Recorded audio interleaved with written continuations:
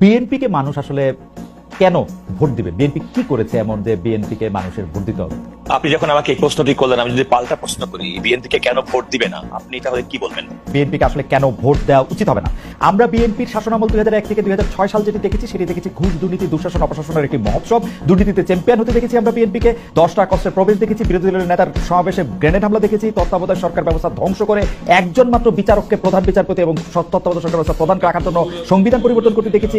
10 বছর, আমি যদি এর পরে আসি, এই 15 বছরের ফেসিবাদী ব্যবস্থায় বিএনপি নিজেরা কনফিউজ ছিল, জনগণকে কনফিউজ করেছে। আমি 2018 সালের ইলেকশনটাই সময় নাই, শুধু চট করে একটু বলি। 2018 সালের নির্বাচনটার মধ্যে এই নির্বাচন আনুষ্ঠানিকভাবে বর্জন করা হয়ই নাই। সেই নির্বাচনে কারচুপি সম্পূর্ণভাবে নিশ্চিত হওয়ার পর বিএনপি তার সংসদ সদস্য 6 জন বা 5 জনকে শপথ নিতে পাঠিয়েছে এবং মহিলা সদস্য আসলে কোটাটাও নিয়েছে। তারেক সাহেবের কথা যদি বলি, আমরা দেখেছি তারেক সাহেব এই সময়ের মধ্যে সবচেয়ে ভালো ভালো কথাগুলি বলতেছেন, সে কথা সত্য, কিন্তু তার কথা যে কেউ শুনতেছেন না সেটি হচ্ছে যে তারেক সাহেবের দলের লোকেরাই তার কথা শুনতেছে না। সেই জন্য চাঁদাবাজি থেকে শুরু করে বিভিন্ন সন্ত্রাস, থানা ঘেরাও এগুলি কিন্তু চলতেছে এবং তারেক সাহেবকেই বারবার বলতে হচ্ছে এই নির্বাচন খুব কঠিন হবে এবং এই তৃণমূল কিন্তু আসলে বিএনপির কেন্দ্রীভূত না।